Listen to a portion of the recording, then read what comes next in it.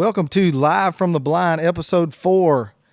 The title of this week's episode is The Right Tune, and that's because we got the man himself in the house from Haydel's Game Calls. We got Rod Haydel with us tonight. We'll be live right here on the Lyle Real Estate Studio. We appreciate Lyle Real Estate for coming on board with us.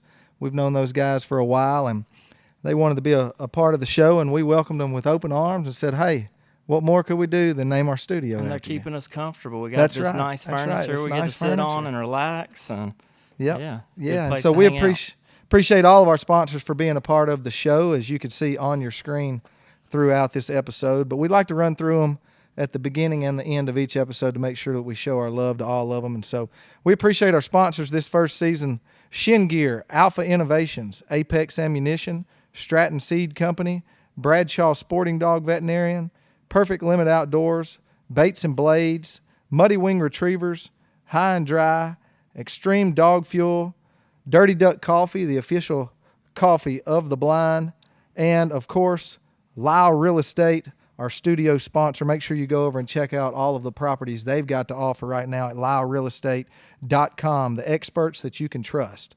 And so tonight, like we mentioned just a second ago, we've got Mr. Rod Haydel in. I reached out to Mr. Rod, and I'm glad that he accepted our invite to come up here because I'm a huge fan of Haydel duck calls. Yeah, I think we both are. We've both been blowing them for a long time.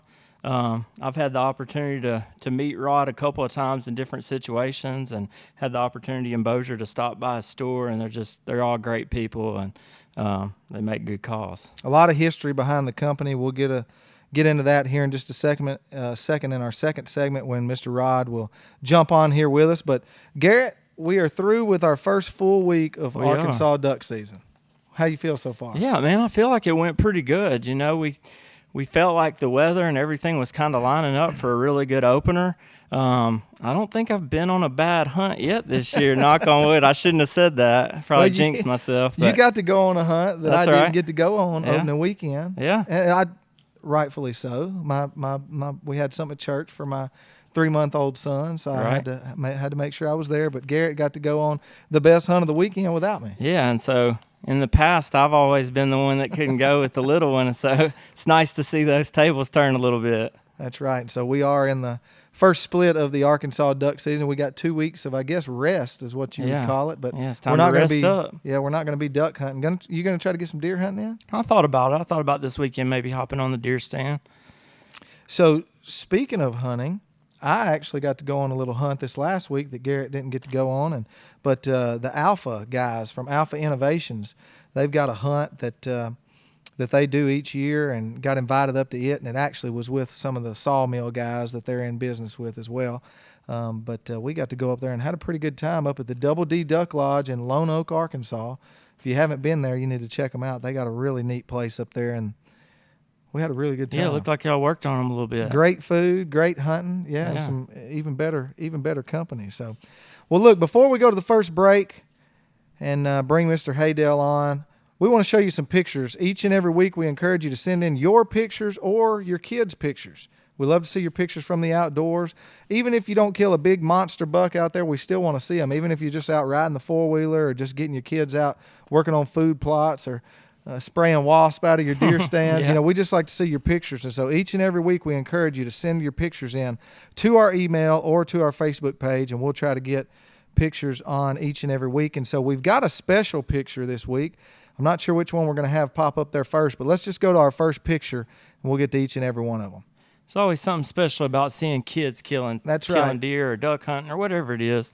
Something special about that. Yep. So this picture right here is pretty special. This is the one that I was talking about. So Tommy Dean, he's a local guy over in Lafayette County. Yeah. Know Tommy and his family well, and he has got some grandkids, some grandsons, and he wanted to build a deer stand where he could go out and hunt with multiple grandkids. Okay. And so this year they scrambled together and got a stand put together big enough for them, and they went out, and he took two of his grandsons out, and they all three killed a deer that same morning on the same stand over in Lafayette County. I just thought it was funny looking at the picture. They put him on doe patrol, and they were the ones to kill the horns. So I don't know if he let them shoot the bucks or if that's just the I would imagine that's probably the case. That's just the way that it happened. But Tommy, he killed him a doe, and Elijah got him an 8-point, and Tucker got him a 7-point. And so we appreciate that picture being sent out. I know that picture means a lot to Tommy and getting to do that with his grandkids. And so we appreciate Tommy because we know that he tunes in each and every week to watch our show. So we really appreciate him. And so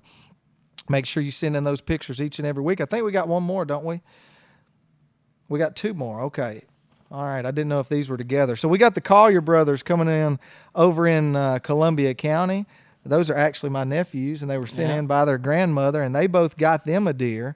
And so Brooks, he's age 8, got him a nice little buck there, and then following him up is his little brother who just turned 6, Keaton. He got him a deer too. So that's right. Yeah. So we appreciate Dawn Duckett for sending in those pictures of the Collier boys, and make sure you send in your pictures. We like to see them. Like I said, even if you're not out, we need some duck hunting pictures. We do. Yeah, we need some pictures of some kids duck hunting. So if y'all got any pictures of a kid duck hunting, send them in. We're not trying to turn you down on the deer pictures. We're not. We still love to see them. That's all right. We hadn't gotten any duck pictures yet. Yeah, it's time. We love to see them. And so, well, before we get off of here, we actually are going to start a new segment of our Hunter of the Week. Okay. Garrett, I know you are kind of caught off guard by this. You didn't know anything about it. I'm worried now. But we've got a Hunter of the Week each and every week. And we've got our Hunter of the Week this week. I knew you were going to do that at some point. G. Wayne, he is the snack slayer, if you can't see it right there. If I could pull it up, I'd show y'all a couple pictures. He has got a mouthful of a Little Debbie Christmas tree right there. G. Wayne snack slayer. If we don't kill any ducks, we definitely kill some snacks out there. So our Hunter of the Week is Garrett Wayne Camp himself, the snack slayer. So we appreciate that picture being sent in by, it was anonymous, wasn't it, Cam, when it came in? I'm sure it was. So it was anonymous, but we appreciate that picture being sent in. This week, the very first Hunter of the Week. I'm honored.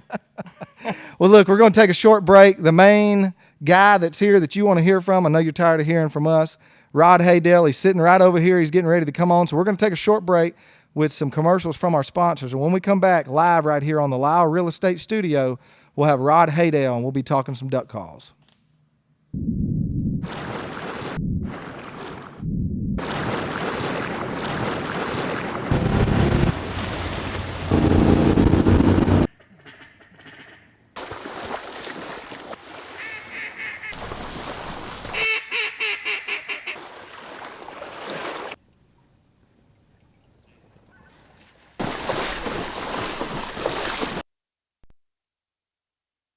Well, we set out to create a rack because most racks are a little bit monolithic, a little bit lightweight, not really something that you can use all 4 seasons. We use it to duck hunt, deer hunt, worker food plots, go trail riding, take the family out.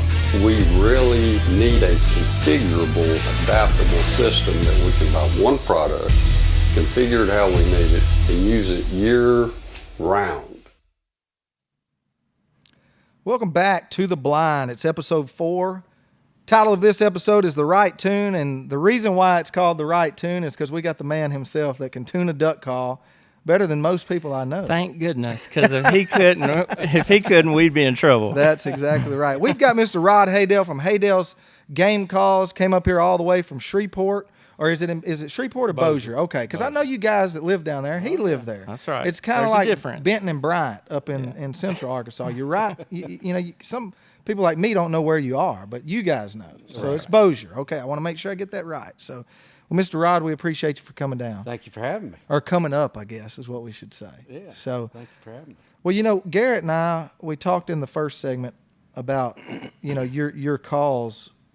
We've both used them. I know Garrett has used them ever since he started hunting, because ever since he started hunting, it's been with us. And I've used one that was the first call I ever learned how to blow. And I've blown a ton of calls.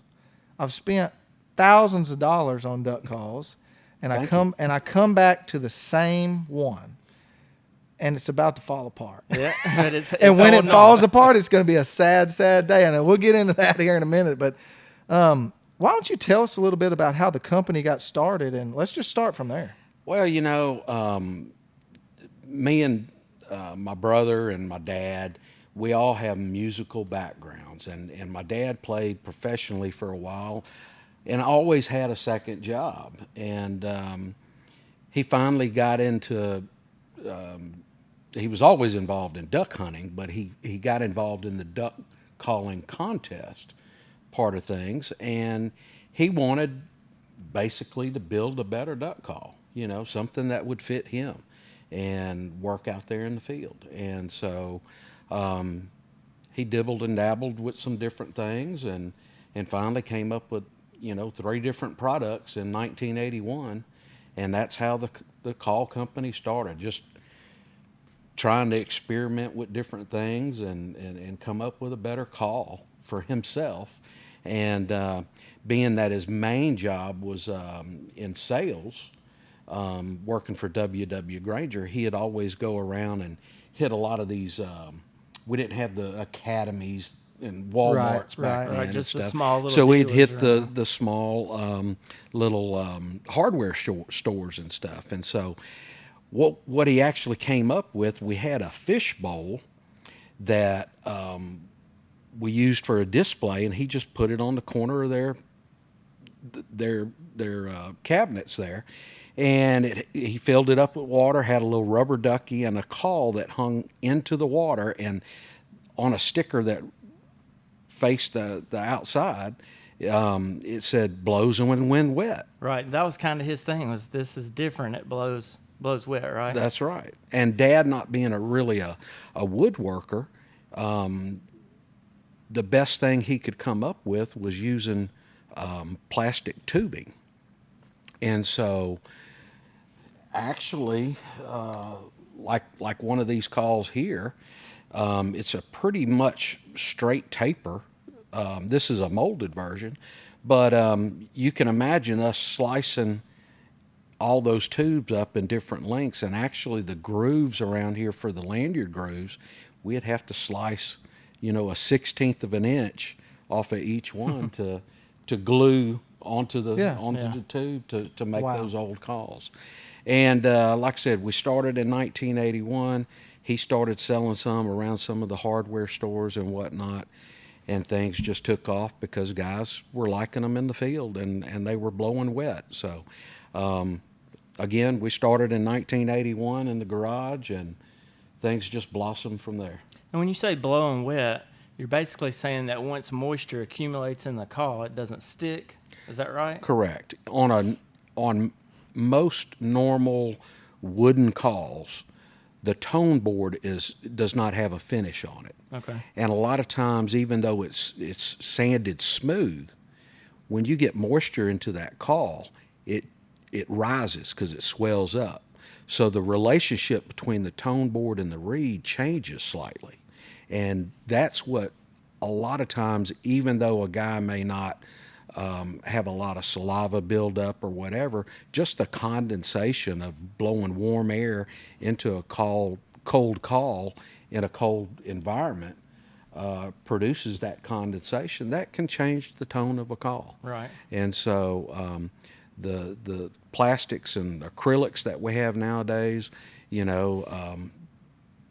don't change when they get wet, so there's nothing to swell. I thought it was pretty cool too. I was on your website today, just kind of reading through everything, and I thought it was pretty neat. Just your dad's history of being a musician and into instruments, and it's the same concept. You're using a reed to make a sound, right? Right. And he just took that concept and applied it to something else he was passionate about, and that was blowing a duck call. Right.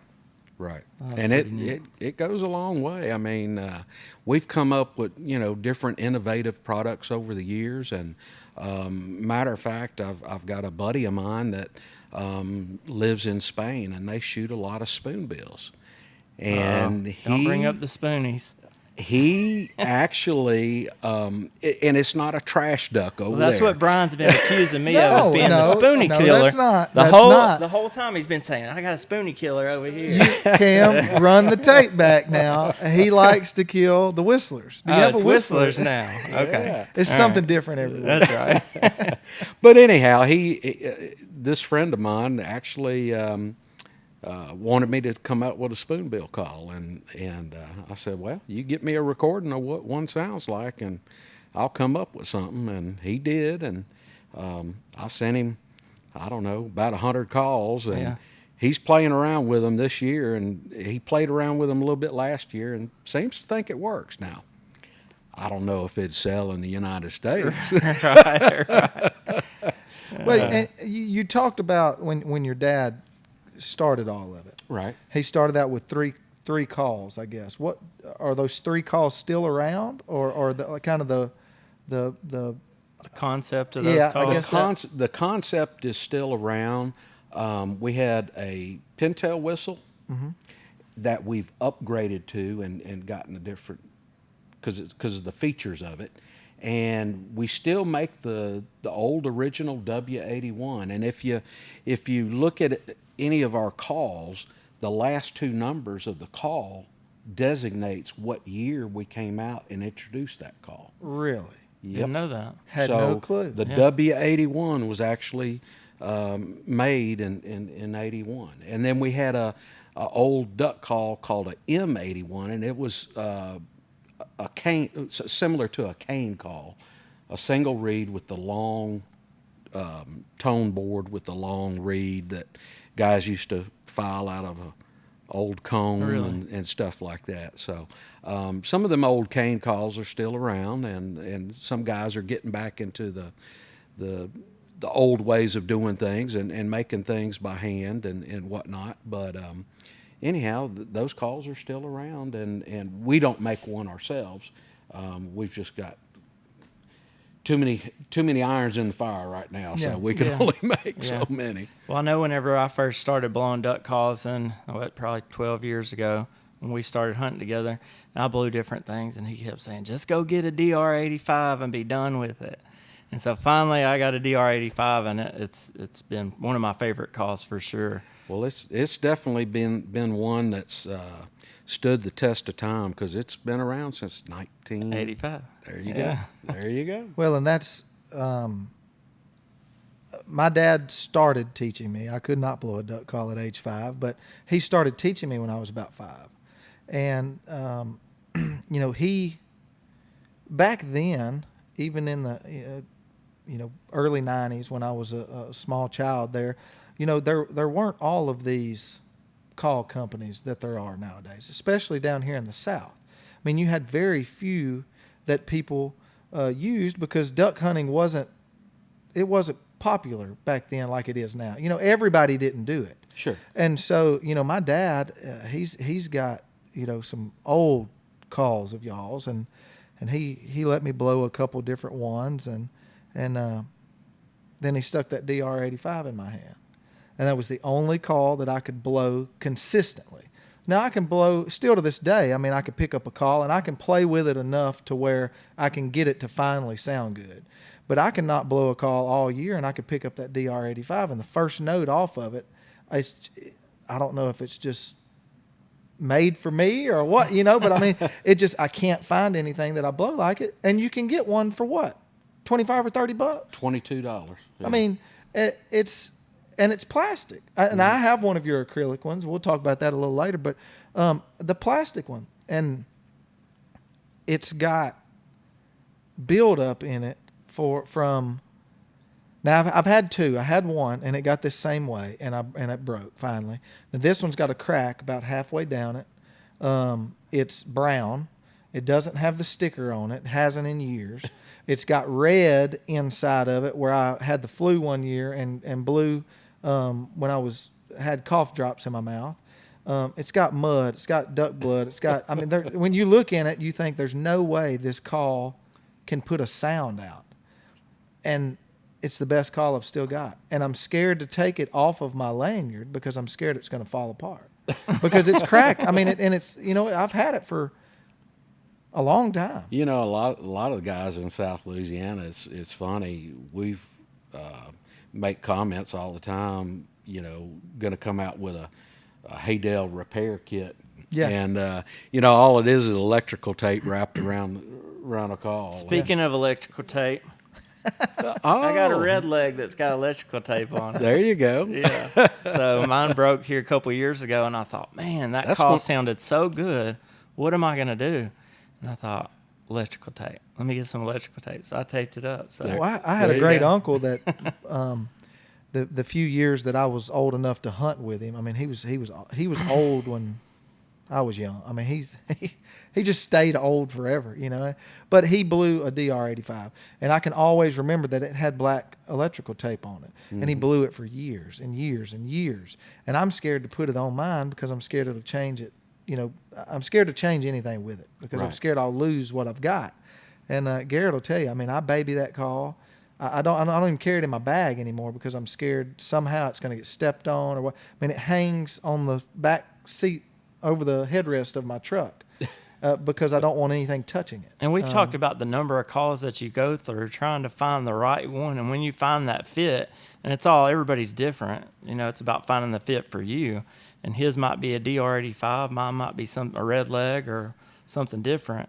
But once you find that call, you just have to baby it and take care of it. Well, it's kind of a personalized item. I mean, sound travels differently from out of your mouth and out of your hand, which acts as part of the instrument, as it would out of my hand.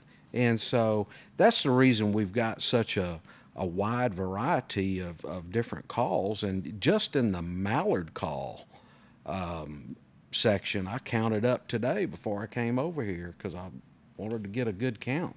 But we make 27 different styles of mallard calls alone. Wow. And some of them may be similar, but that's not even counting all the different colors that we make, you know, with the acrylic and all that. So, you know, a color ain't going to change the tone. But that being said, you know, we do offer such a wide variety of different styles and shapes and everything else. And that goes into play what a call sounds like. Now, what makes, you talked about the DR-85. It's stood the test of time. I mean, it's, I don't know, has it always been a hot product? Is it your top seller? It is our top seller. We've always had it around, and it's always been, since its inception when we first came out with it, it just flew off the shelves, and still today it's our number one call. What and makes the reason it the reason for it is because it's such a forgiving call. And that's why we like it. Yeah. So by much. forgiving meaning you can grunt into it, you can blow straight air into it. It's a double reed for one, and you don't have. It's just a good all around tool, and I say tool because most of our calls, you know, they may not necessarily be pretty, but we do use them as a tool. And so, you know, just as you mentioned, your call that you have, it's dirty, it's filthy, it's, you know, his has tape on it and whatnot, and it's just a tool that we use. As long as you blow it to bring and ducks in. that duck turns around and comes back, we're good with it. That's Doesn't right. matter what it looks That's like, right? That's right. Well, look, we're here with Mr. Rod Haydel from Haydel's Game Calls. He was gracious enough to ride up from Bossier City tonight to sit and chat with us.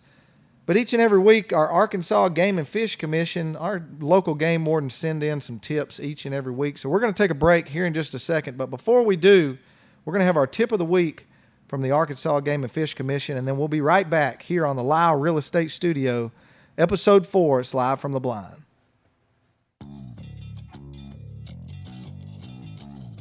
Hey guys, this is Wildlife Officer Turner Mills down in Lafayette County. Waterfowl tip of the week for you. If you haven't hunted or you're hunting Arkansas and waterfowl, make sure you got your federal duck stamp, your Arkansas state duck stamp, hit permit, and hunting license. Hope everybody's had a good season so far if you have been hunting. Everybody be safe out there and have safe travels.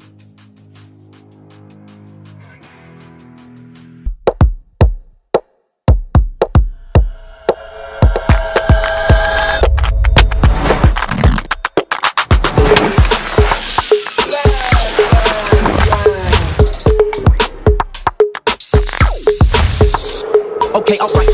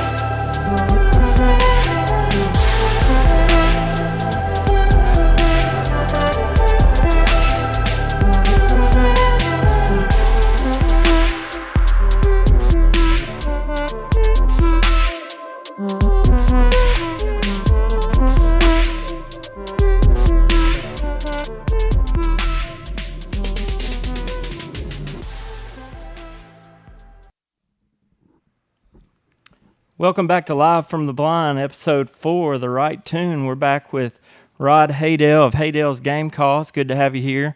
We've been talking a little bit about how the company got started and everything, and he was telling us about how there's, all these different calls. What you said, 27 different calls? 27 different mallard calls. That's just mallard calls. Right. Yeah. Yeah, so we want to get into some of those calls. Okay. Well, I just grabbed my lanyard. I've got a couple other calls down below, but just to give you an example, this is my ugly lanyard, and it's got some marsh mud and whatnot in it. But I just came back from our opener down there in Louisiana, and I've got 1, 2, 3 different mallard calls on here, and they're all different varieties, shapes. I've got a new little call that I've been playing around with that Brian noticed right off the bat. This is a little quiet. We're calling it a quiet quacker. Okay. It's very, very soft. And then, so I have a wide variety of different calls around my neck that I can do whatever I want to with. This is one of our acrylic H2 calls that it's very, very similar to a DR85. It's got the same guts, or the engine, if you will, that's in the call, but it's a hopped up engine. So, and by that, I stagger the reeds a little bit, and it's got a little bit more raspier sound, but I can get extremely loud on this call and then back off my air pressure and get soft, but I can't get as soft as this other quiet call. And another different style of call that I have is a J-frame style call. The reason it's called a J-frame style call is because, and y'all have seen these, or it's widely known as an Arkansas style call, but there's a little slot in here to where either a rubber or a cork wedge goes in to keep the reeds tight. Right.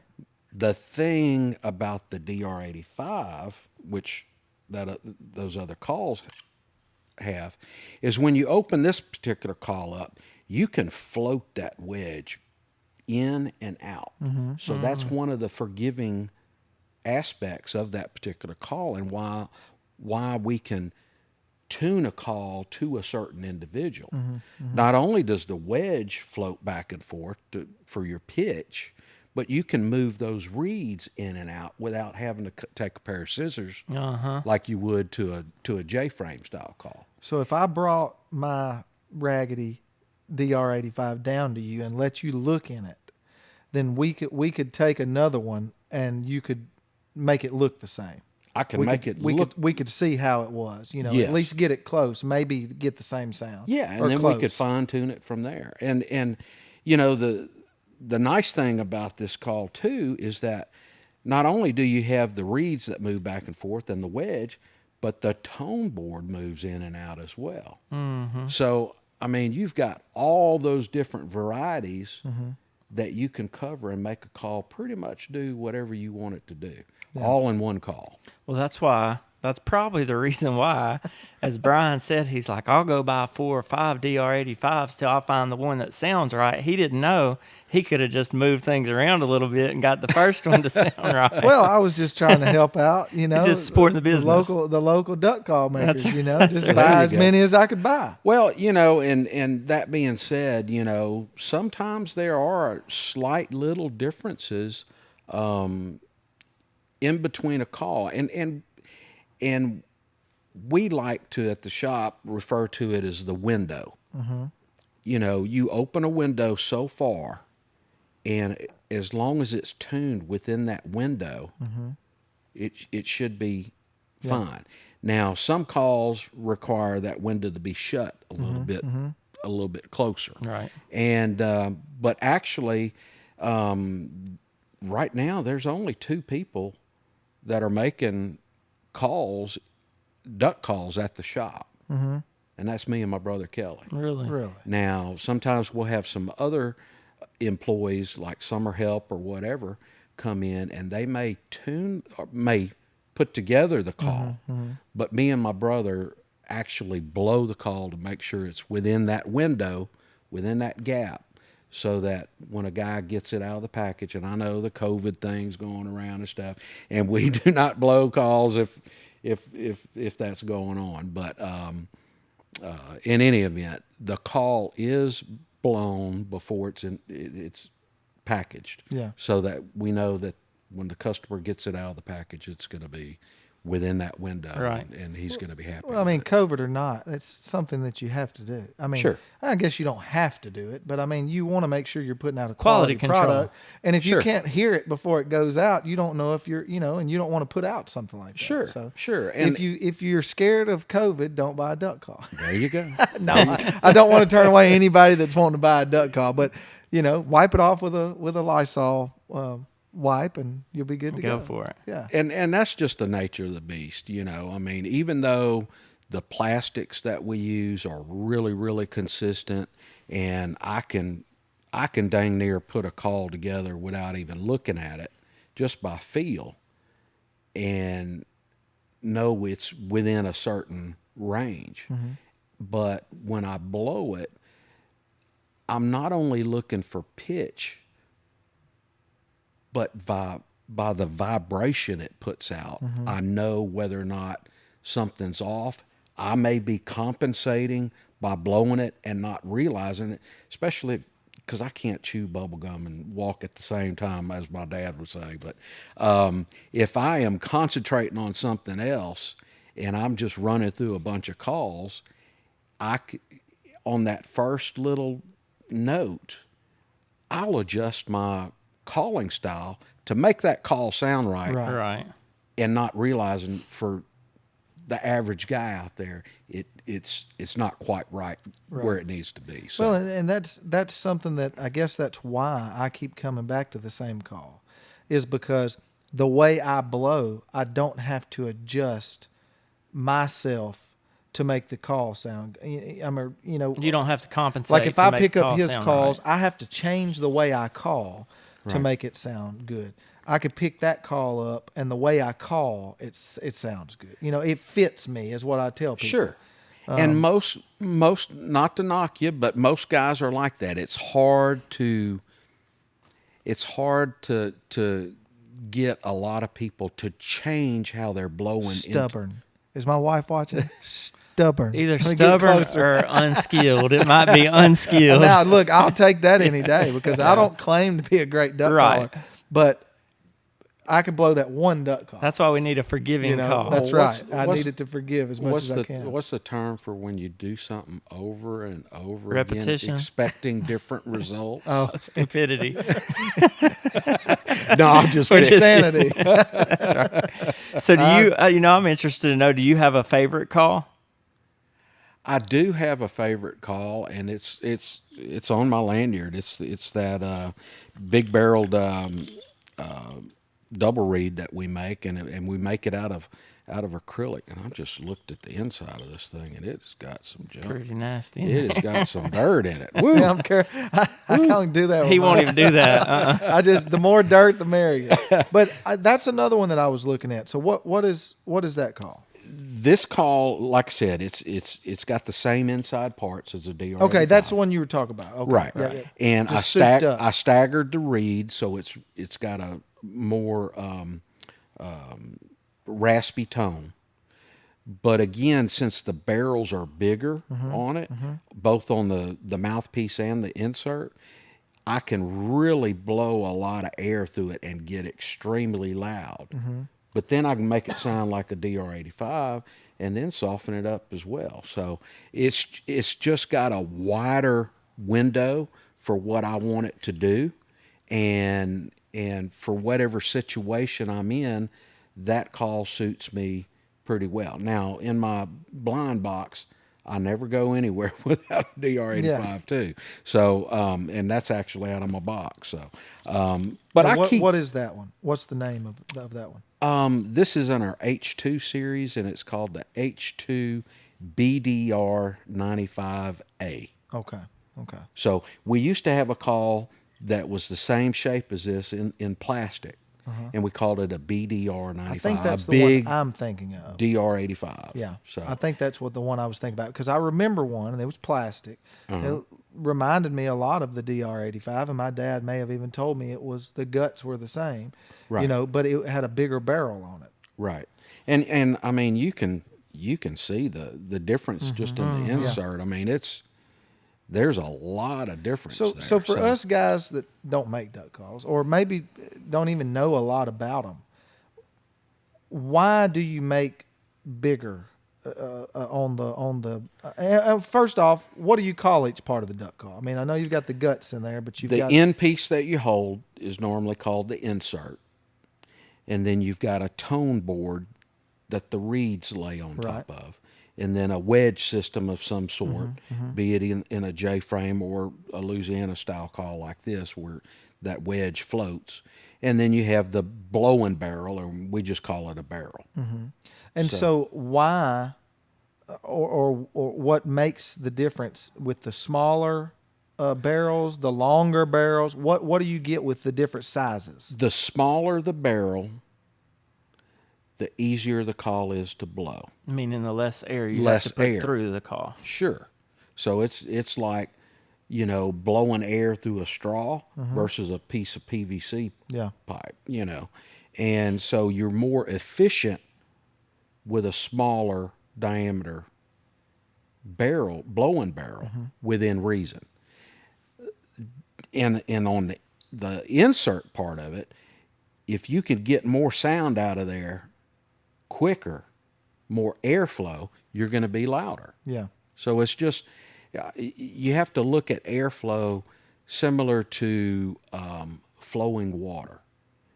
Picture water flowing out of a straw versus a 3-inch piece of PVC. So in theory, or I guess it'd be fact, but people that don't know how to blow a duck call, or maybe they're just getting started, or maybe it's a child, you need to look for the smaller calls, because it doesn't take as much air, and there's a lesser, I guess, chance for error, right? Sure. So and like I said, this balance in the DR85 is just a perfect balance to be efficient, like I said, with your air and also the volume. Right. It's just a great balance in the call. Yeah. Well, I'll tell you what we're going to do. We are going to, the blind, we want to buy some duck calls, but we want to help some kids out as well. So we're going to get with you. We're going to buy some DR85s. I need to start looking for a new one anyways, but I'm going to blow all of them. No, I'm just He's kidding. going to take the best We're going to buy some DR85s from you. And so if you're watching and you've got a kid, or maybe even you want to get started into blowing a duck call, we're going to buy a few of them. And if you'll comment on episode 4, that you may want one, we're going to try to put one in your hand. So we're gonna buy some, try to get some of these kids out there blowing some duck calls and learning how. There you go. So comment, let us know if you got a kid, maybe you want them to learn how to blow a duck call, and we're gonna get some of them from Mr. Haydel, and we're gonna try to send some your way. And so we want to do that here, Garrett and I. That's what we talked about when we started this show. We really want it to be about family, about kids, about trying to, teach people the right way to hunt and be a sportsman and things like that. So I think that's something that we want to do. And I know you won't get rich from us buying some DR85s from you, but we'll get some and get them out there in some of these kids' hands and sure. Let them learn how to blow some duck calls. But look, let's take a break. We've been talking for a little while. We'll get us a little sip of tea and water and stuff, and we're going to have our dog training tip of the week from Muddy Wing Retrievers here in just a second, and then we're going to take a break. And when we come back, we're going to have what we call the final flights, our final segment of the night. We're going to come back with Mr. Rod. We're going to talk about some more duck calls. We're going to get more into the H2 branding that you've got of what it is and what you're doing with that. And then we're going to finish up and we're going to let him make his way back to Bossier City. We'll be done with episode 4. So don't miss the final flight coming up right here on Live from the Blind. Trent here with Muddy Wing Retrievers. I want to give you a retriever tip today. How to make a young dog successful. 3 things we need to do. Number 1, introduce our dog to their hunting environment. If we're hunting out of a pit or a skid blind or off a stand. Introduce them to the transportation in which we will take to the duck hole. Also, limit the amount of guns on their first several hunts so that there are fewer distractions and fewer birds to mark at one time, making them more successful. Hope you have a great season. I think when I was little, I'd always go with my parents. We'd go to our local vet, who was Dr. Wadley in Searcy. In my mind, it just got a sense of respect anytime you went in there. And so naturally, as a little boy, I always wanted to be that person. And then as I realized I loved dogs, and then as I realized I loved duck hunting, mixing your passion essentially with what you do every day, it's just hard to beat. I started with regular dogs and cats and cattle and large animal too, but then I realized that I had a passion for duck dogs, and so why not make that what I spend the most time with, and what I specialize in. And so anytime you see something every day, every other room, you're bound to get much better. And so I tend to see just trends and things that are going on within the duck dog community and sporting dog community where I can excel a bit more than the everyday veterinarian. So it makes it that much better. Welcome back to episode 4. We're here live on the blind, and we are on the Lyle Real Estate Studio. We sure appreciate them for being a sponsor of Live from the Blind, along with all of our other sponsors that you can see on your screen throughout the whole episode. Make sure you go over and check out all of our sponsors that are gracious enough to help us out with the show, with gear, with all kinds of stuff. And when you see their logos and stuff pop up on the screen, go over and check out their websites. Those guys are helping little old us right to be able to do our show and do things that we're trying to do, and we appreciate all of them for being a part of it. And we appreciate our guest tonight, Mr. Rod Haydel, coming up from Bossier City, Louisiana. He's with Haydel's Game Calls, and we have been talking all kinds of stuff about duck calls tonight so far, and so let's just keep it going. And so before we got off just a second ago, or I guess when we got off, we kind of started talking about your H2 brand. So just kind of tell everybody what it is and how it came about, and it just kind of how it correlates with the Haydel brand. Well, the H2 brand is basically our higher end products, and it's the acrylic stuff. And after Dad had passed, that just left pretty much me and my brother Kelly to run the show. And I wanted something that had a different logo look to it, and we came up with the idea of doing something, H2, waterfowl. And so that's where the name came from. And it's been doing really well for us. We not only have, the mallard calls, but we've gotten into the, Canada goose, and we've got a specklebelly call that's really neat because it's got acrylic parts on the inside that we actually mill out, and it's backboard in there, and so we use a special reed material also that gives it a really, it's not as hard to blow. And again, we try to do things to where and keep in the back of our mind, this is a tool. Yeah. We try to make a tool to fit every need and to get whatever job we need done. Right. Right. And you've got several calls with you. We'd like to hear them. I'll spare them my calling. Nobody want to hear that. But you told us that you would show us the difference between your DR85 and then the more quiet one. Yeah. That we've got. You can. And I don't know how far we have to put our mics back for this. I'm going to take this off the lanyard, and I'm going to what I'll do is I'll try to blow this DR85. Again, you can blow it with very, very little air pressure. I mean, I'm just whispering into the call. Okay? But to get the call to sound like a duck, I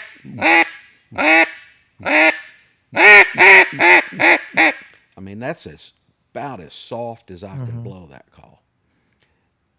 The blowing barrel is the same blowing barrel. The insert barrel, as you can see, it is cut off very, very short. Yeah. And I do some other things to the inside, but it's a basic engine, if you will, as a DR85. And I know with them being clear, they can see you holding them up. But how short is that? I know with them being clear, they can't see real well on the camera, but how short is that insert there? I'm going to say that insert sticks out of the barrel And it's pretty about short. a quarter of Yeah. an inch. I saw it. I saw it there, and I thought, dang, he lost his insert on the way in. On the way in. No, it's not. But so I know you can't. Like I said, he's holding it up, and I can see it up there that you can't see it very well. But it's a small. You're basically holding the barrel to blow it. You're not holding the insert. Letting your And hand. your hand is manipulating and absorbing some of the air out of that, therefore muffling the call. The reason behind this, everybody wants to get really, really loud. I like to do things different and keep things a little bit natural sounding within reason. And guys were always, when I see guys wanting to choke down a call when ducks are coming in, they're either blowing it into their jacket or they're using their other hand to kind of choke down the call, and it just sounds muffled to me. Yeah. And so again, what I'm going to do, I'm going to blow this DR85 as soft as I can, and then I'm going to blow this one, and you can see hear the difference. All right. Now I don't know Sounds this good. close to the mic if you can hear it. Yeah. But Sounds good in on here. on our packaging, and I've done some YouTube stuff and showed it on Facebook, but on every one of our packages we have a QR code. And if you're in the store, in Academy or wherever, I don't mean to be throwing names out there. I know you got sponsors. No, go right ahead. If you'll take a picture with your phone of that QR code, it'll scan it and it'll take you directly to a YouTube of me or my brother blowing a call, so a customer can actually hear all the different mallard calls that he's looking at of our product that's hanging on the rack and see which one may fit him best. Right.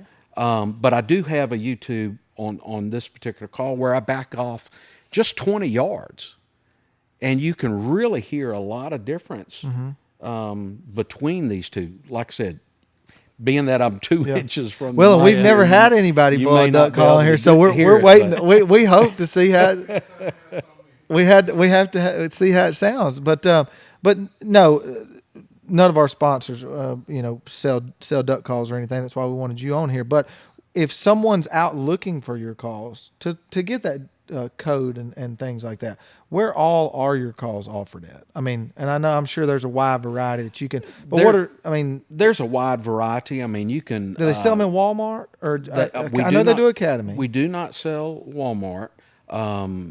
There may be some other stores that are fulfilling for Walmart.com, Right. which that's a total different thing. But Academy is our number one retailer. We sell to Bass Pro, Cabela's, Max Prairie Wings, Final Flight Outfitters. I mean, there's a multitude of different catalog houses out there as well as your local independent dealer. Or straight from your website. Can they buy them straight from you? You can. Yeah. And is it? Sure can. Correct me if I'm wrong. It's just Haydels.com, right? Haydels with a S.com. Okay, Haydels.com. Haydels with a S.com. So go over www.haydels.com. You can check out all of these calls that we've talked about and buy some. Yeah, and the other thing I wanted to hit on, when I lived in Bossier for a while and had an opportunity to come to your shop, and I'd say that's something that all of our sponsors kind of embody, is just the customer service aspect of things. And I had the opportunity to go into your shop. We didn't know each other. You didn't know me. I was just some random guy that walked in. But, you guys just took your time with me. I think you tuned a call for me while I was there, and you was like, if anything ever happens, you need something, just come right back in. And I really appreciated that. Well, we try to service our customers for sure, whatever they need. Yeah. So I've got a question for you that I wrote it down to make sure that I ask you this, but I've been waiting all week to ask you this. But what do you think, from being in the call industry, even growing up with your dad doing it and all? I mean, you've been doing it for a long time and been around it. What is the biggest mistake that you see duck callers making? I mean, if you had to kind of narrow it down. Probably the biggest mistake is when you got a bunch of birds that are locked up coming into the decoys. The first thing a guy does is reach down and grab a call, and he wails on it, and then there they go. He's done flared them. And it's either flared them by movement, flared them by the sound. Something has caused a duck to lose interest in coming into those decoys. Now, there's certain times to call it a duck and certain times not to. The easiest time to call a duck in is right before he gets downwind of your decoys. He's in the perfect position to change his flight path and get him turned around to you, because then he's going to be looking at you and looking at the decoys, and he's in a perfect position to go ahead and set up to land, feet down, and everything else.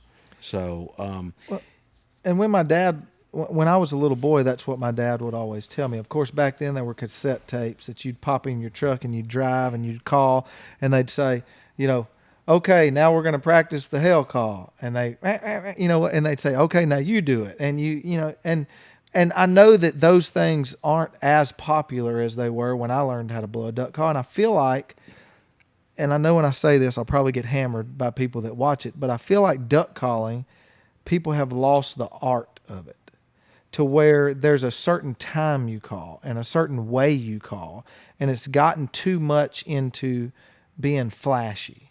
The flashiest, most expensive call. Who can blow the loudest? Who can blow the most? I mean, it's almost like talking, like Garrett tells me all the time. I just like to hear myself talk. I feel like there's I shouldn't have said that on camera, but we got that on camera. But I feel like that's how duck calling's gotten. A lot of people just like to hear themselves blow, and I feel like it's the art of duck calling has kind of gotten lost in the weeds. I think that's right. That's right. If you think of the advent of television and guys seeing different things on various social media and stuff like that, just like the tapes that were created, and we even had some ourselves back in the 70s and 80s, that's how people learned to call. They'd pop a cassette tape in their truck when they were driving down the road, and they'd practice that, in a way, and while they're on the road.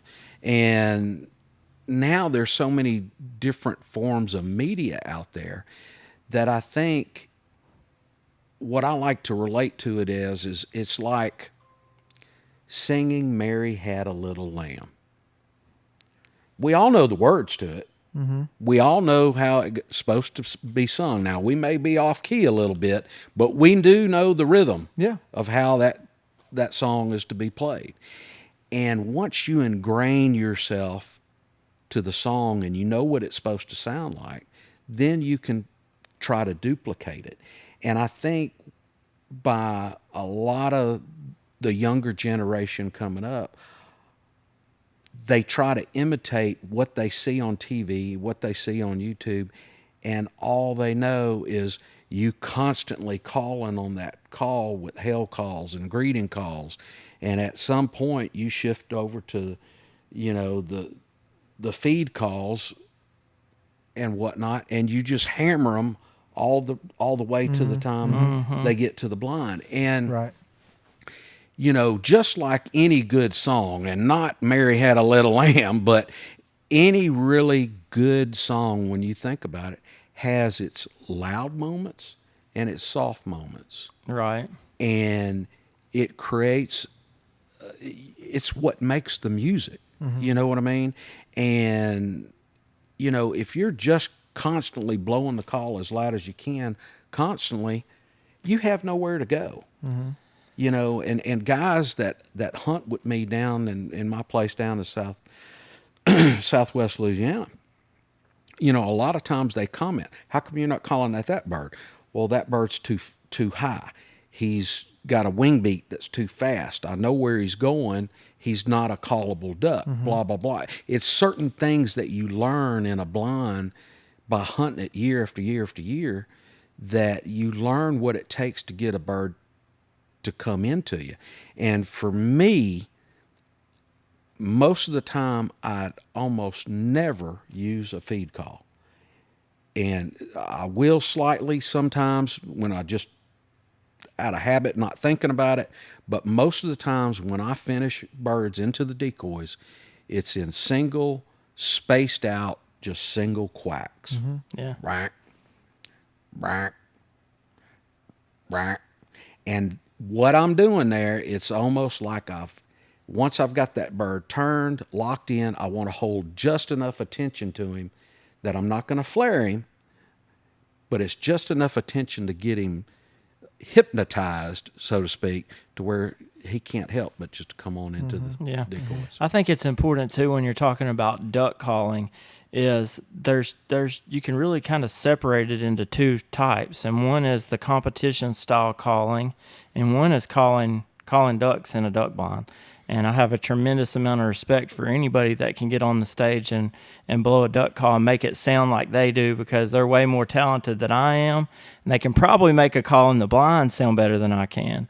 But those are two different styles of calling, and you don't call the same way in a blind as you do on the stage at Stuttgart. Right. And there are most of those guys, I mean, they know how to call it. Oh, definitely, 100%. You know, but how they call on stage and how they call if you're in learning to blow a call, different things. Don't watch somebody blow a call on Stuttgart and think you're going to go to a blind and do that. There you go. Yeah. Well, I don't know. It's just like I said. It's almost just that art of it, and you want to make it as natural as you can. You know, you want to make it sound like a duck. Sure. And I feel like it's, you know, a lot of times it's gotten lost there, to where it's more of a show than it is, you know, getting the ducks in there. Well, you know, given the different circumstances that you may be hunting in too, you know, if you're hunting a public WMA or something and everybody else is blowing loud and it's whoever's the loudest and draws the most attention, and you know, you got to do something different to capture that duck's attention. And for me, a lot of times, even though we have pressure in our marsh, everything's private. We have our private lease, but there's a private lease over here and a private lease over there and one over here. You know, so it is kind of the same, but not really. Yeah. You don't have guys right up on top of you, say within 200 yards, right, like some of the cases you may have on some of the management areas and stuff. So you hunt a little bit of different areas, you know, than what we hunt. Right. And I know we probably see a lot of the same ducks, but we ask everybody that comes on here, what's your favorite duck? What's your favorite duck to kill? My favorite duck? Your favorite duck is a mottle duck. Model well, duck. we don't never killed them. Yeah. And I mean, everybody's got a different, you know, opinion. I mean, they work similar to mallards. They're raised in the marsh. They do not migrate, and they're probably one of the smartest birds out there because they know where every blind is. And so, you know, normally to kill a mottle duck, you need to go hunt a small hole, because they're just gonna drop into a small pothole no bigger than that coffee table, maybe, you know. And so to pull them outside of that, it takes a lot. And what I normally look for as far as weather conditions to hunt those is not necessarily a north wind, because they're not migrating. Yeah. But just a wind shift. The mottled duck pretty much migrates only east to west. So a slight little wind change can move some birds around, and that's all it takes. Well, Mr. Rod, we appreciate you for coming on tonight. We really do. Yeah, And we've enjoyed before talking to you. before we get off of here, if you've got one thing to tell people about your duck calls and your company, what do you want people to know about Haydel? Hey, it's just a tool, and it's a tool that works. And we try to fit the bill and spin off on different things that a lot of other call companies hadn't gotten onto yet. Mm-hmm. We developed a whistle a couple of years ago for calling black-bellied tree ducks and fulvous ducks. Well, and that's what we were talking about when we were talking about whistlers. I don't know what the Black-belly name, whistler ducks the is what we black-belly call 'em. whistlers or tree, whatever. Yeah. That's another story for another I won't day. be putting one of those calls on my lanyard. Sorry. That's them. That's it. That's what we That's need. him. We need that call. There you go. We've ran into a couple of those We before. have. Not on purpose, but we did. They ran into us, Yeah. I think. But well, Mr. Haydel, we really appreciate you for coming down. We think a lot of your company. We thought a lot of your dad and everything that he, has done in the waterfowl industry, and you and your brother for keeping his legacy going on, and the company. And we wish you nothing but luck with the company itself, with the H2 brand, with everything that you're doing. I know he's got some of your calls. I do too. Gonna look at getting some more. I really like that bigger barreled one that you showed me tonight, and so I really, really like that. Gonna look for it. And so make sure that you go over to www.haydels.com.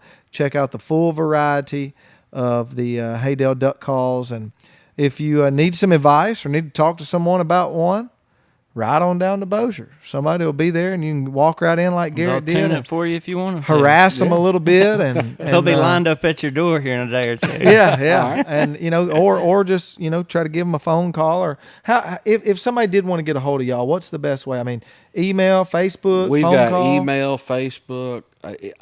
I gotta say, I do turn my notifications off because I'll get Messenger and Instagram and all kind.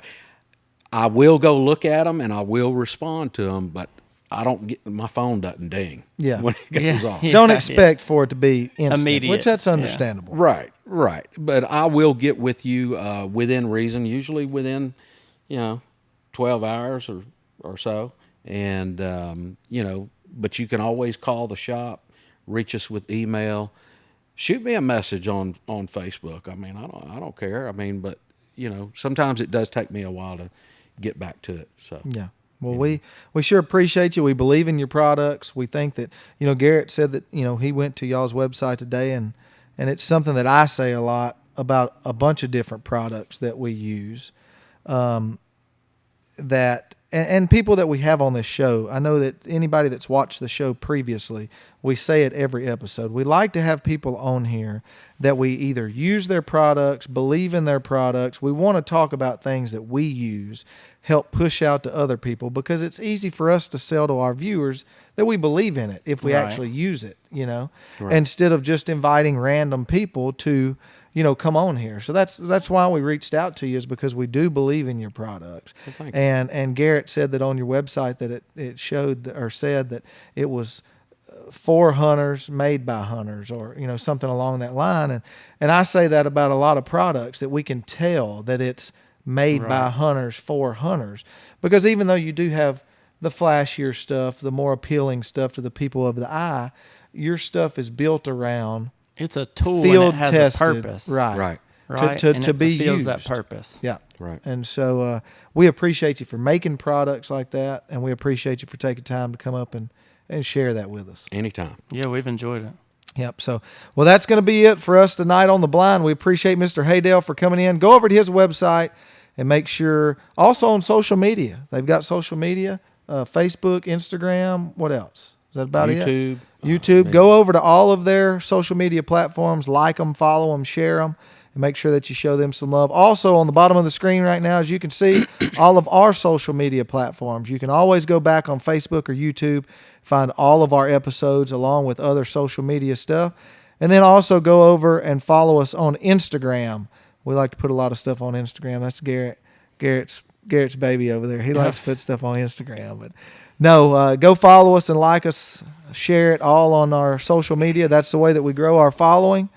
And we appreciate you for tuning in tonight on episode 4 from Live from the Blind. Be on the lookout in 2 weeks for episode 5. For Brian Bolt, Garrett Camp, Mr. Rod Haydel, we'll see you next time.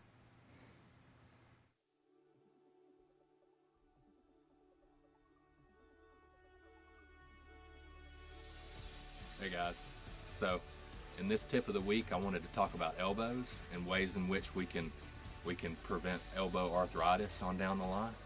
A lot of times we concern ourselves more with hips, but really elbows are just as crucial.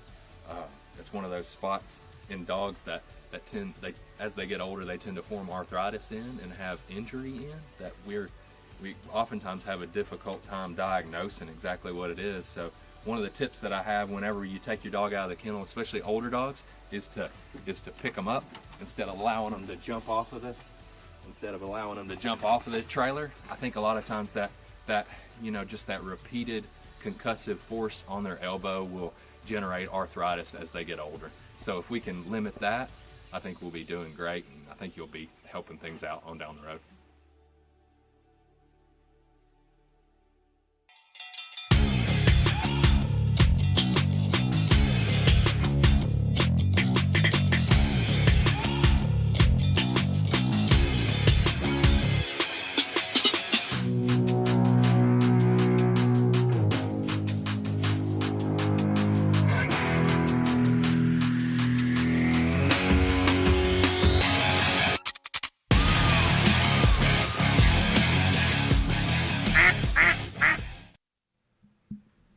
Again, we want to make sure that we give a big shout out to all of our sponsors. We appreciate them for helping us out here on the blind. Shin Gear, make sure you go over and look at their waders, man. They got some awesome products out there. Also apparel. And I think there may be something pretty cool coming up there. There's always something we new can't, coming. yeah, I mean, they always have something we can't let the cat out of the bag, but there is something cool coming up. And I got to keep the reins on Brian because every time something new comes out, he's like, we got to get it. I'm ready. But also Alpha Innovations. Go over and look at their racks. Follow them on social media. Great racks. Right. I've got we had one the on my opportunity side to use one over the last split. We've and been everything. using it. We've been using it a lot. Deer been hunting, great. duck hunting, everything. Apex Ammunition. Can't say enough about their products. Yeah. We got some of their steel shot. It's great stuff. But they just put out a brand new mix blend shot for waterfowl. And it's deadly. It is. It's pretty good. It's deadly. Stratton Seed, just had them here on a couple weeks ago. They make all kinds of stuff for deer hunting, turkey hunting, dove hunting, anything that you can think of. Go over to strattonseed.com and check out all their stuff. Bradshaw Sporting Dog Veterinarian, anything you need with your sporting dog, give Jonathan Bradshaw a call. He takes care of our sporting dogs. We appreciate him. He's always there for you if you need anything. Make sure that you let the right person take care of your hunting partner. Right. It's just like your kid. You don't just take your kid to any doctor, right? You need to trust You got to your make vet. sure. Yep. So That's make right. sure when you look for a good vet, you give Jonathan a call. Perfect Limit Outdoors, the DP, Yeah, designated we gotta use puller, that too this number split. 1 automatic jerk string in or on the market. I'm just glad I'm not the designated puller anymore. It's an awesome product. Make sure you go over and check it out. Perfectlimit.com. Baits and Blades right here in Texarkana, your local waterfowl and fishing outdoor store. He's got all kinds of stuff. Dirty Duck Coffee. Go over and check out all their coffee blends. They got tons of them. And also some pretty cool hats and merchandise and Right. stuff.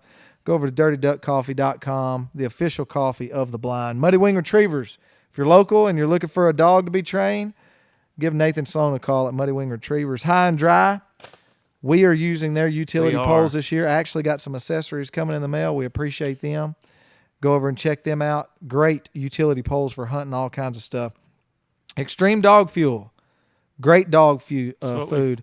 Yeah. That's what we feed our dogs. Got a lot of nutritional facts on the back. I can't even get into all of it, but it's good for your dog. I'm wondering if that's why my puppy's so hyper. Probably so. He's got that extreme Maybe it's some dog sugar in fuel. it. Maybe Yeah. it's got him wired up. And then last but surely not least, our studio sponsor, Lyle Real Estate. We appreciate them for being the studio sponsor each and every week. And a special thanks to the Arkansas Game and Fish Commission and Texarkana Game Day for everything that they do for us each and every week here live on The Blind. Episode 4 is done. We appreciate all of our sponsors. You guys have a good night. We'll see you in 2 weeks.